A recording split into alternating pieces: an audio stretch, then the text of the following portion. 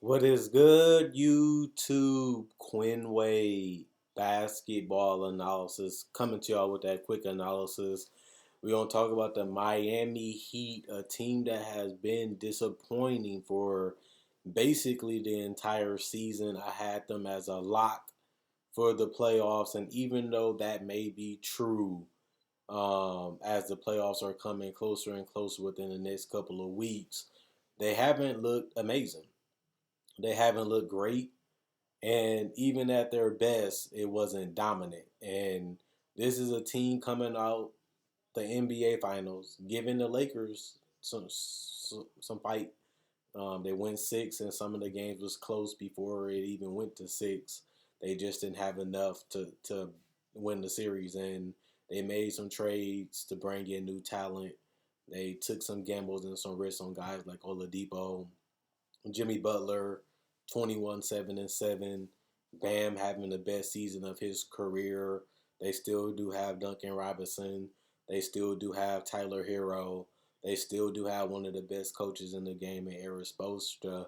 But it do make you wonder, with all this talent at the wings and all these guards and all these players like none, that can knock down shots, that can also play make and have guys of a Jimmy Butler caliber who loves being in Miami. He believes what they're about, and they didn't play well last year. People forget that the Heat didn't have the greatest regular season last year, and they still was able to make a run by playing their best basketball when it matters most, and that was in the bubble. The problem is there's no bubble this year, which means you don't have that extra time and that time to get it together and get a lot of practice in, and it's going to be different this year too because the East isn't as open.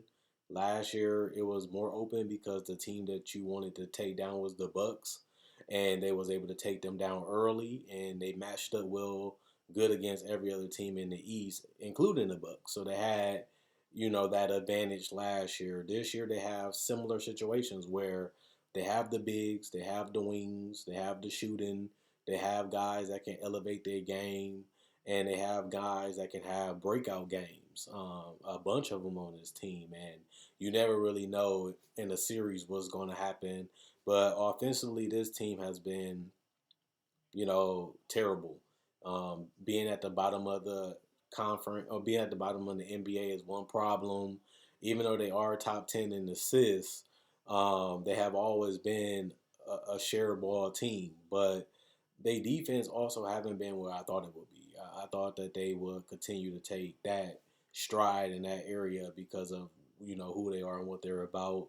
And their offense, I felt like they had so much talent and so many different players at positions that with the penetrators, the shooters, and the guys that can finish, that they should be able to be one of the tougher teams to defend.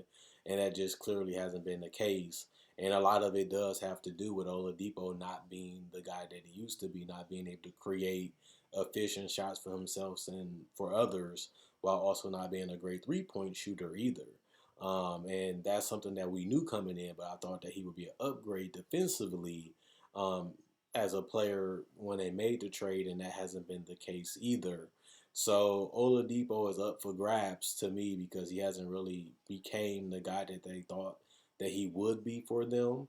And now that they have him in and they have seen Ty has worked so far, they have to really wonder, is he really worth the money? Is he really worth being a starting guard on his team if he can't really be a consistent threat offensively and not even be a game changer defensively?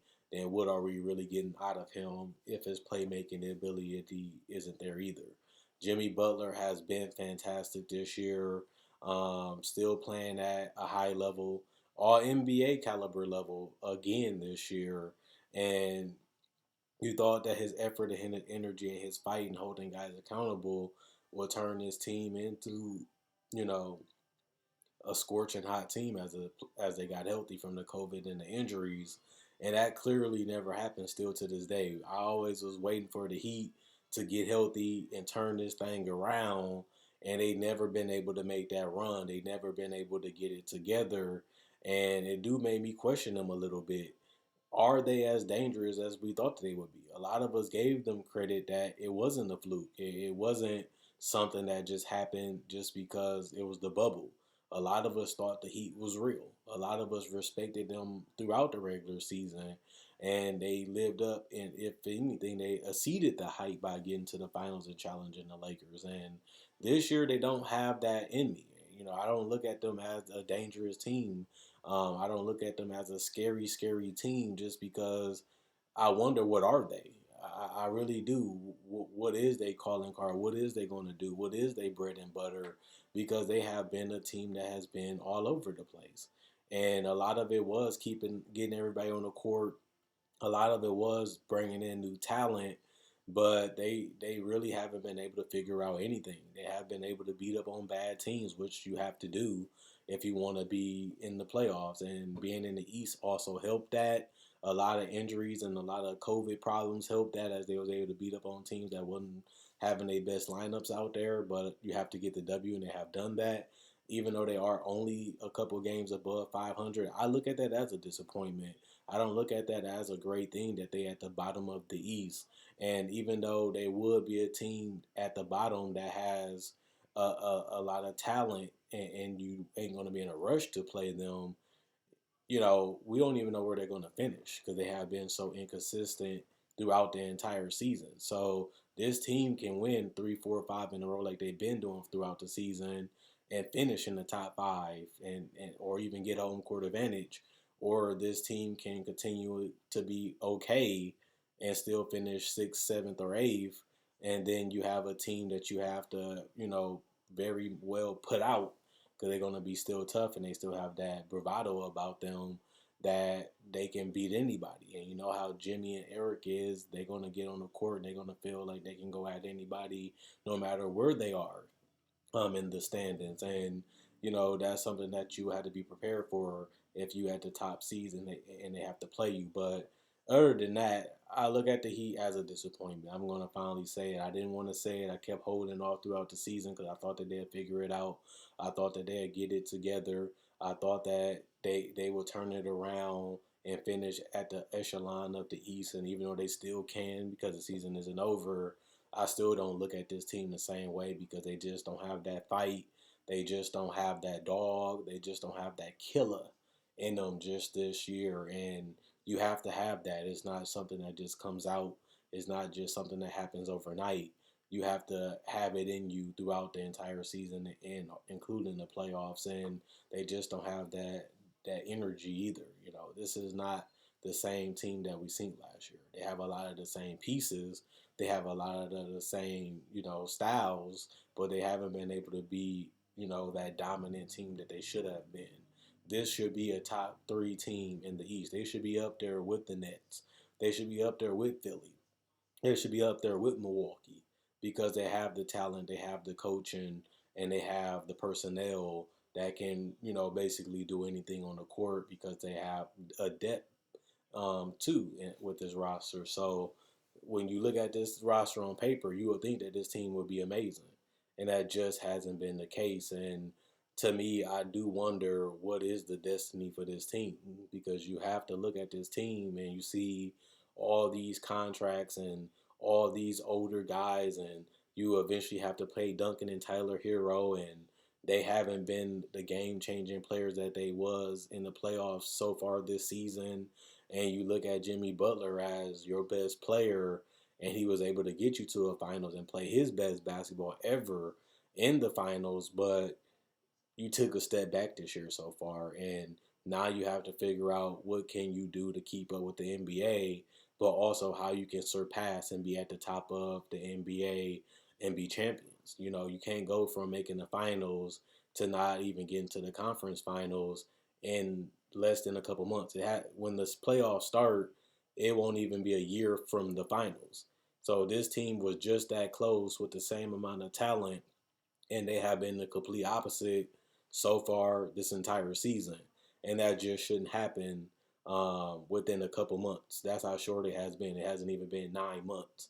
And they have already basically turned into the complete opposite. They went from being this hard, tough, pusher in team, and now they just a team that don't seem to have that, atrocity about them. They don't have that fight in them, and it just kind of crazy to watch. And I was holding on hope that they can, go back to that brand of basketball, the Heat style basketball, and it just hasn't been able to show, and it just hasn't been there.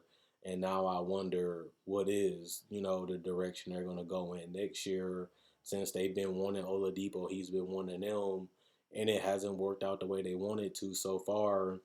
And they have a lot of things to do with these veterans and these young guys that some of these guys gonna have to go because you can't pay everybody. And are they willing to make another big move to get them back to championship contention? Eric Sprosta and Pat Riley and Mickey, they love this team and they love their DNA and what they're about. But you also got to make moves and take gambles like they did with Jimmy Butler, um, bringing him in when a lot of people was questioning his greatness. A lot of people was questioning him as a player, his mentality, and he was able to shut him up to a certain extent last year, and he has played very well this year. But at the same time, it's a result league. It's either you winning or you losing. And if you're trying to win, like they try to do, make a couple moves in the trade deadline, um, then they did, and they made moves in free agency. And a couple months ago, they also did the Iguodala trade and stuff like that. It kind of make you wonder what's the next move for them if it doesn't work out this year. What can they do to get over the hump with Bam and Jimmy as their duo? They both are still all-star caliber players. They have shown that this year, and they do have the requisite talent to still, put up a fight and do some dangerous things. But if they do fail their goal or they come up short, it's going to have to be some changes to this team. Last year was keep them all together. This year, if they're not good enough or they take a significant step back, it might be grow apart. And if that's the case, who is going to be that guy that they bring in to get them back to where they was before that's competing for a championship? Other than that, Quinn Wade, basketball analysis, I'm gone. I'll be back to y'all Saturday with another video. Enjoy y'all day. Good for the weekend. And let me know what you guys think about this video in the heat in the comment section below. I'm going.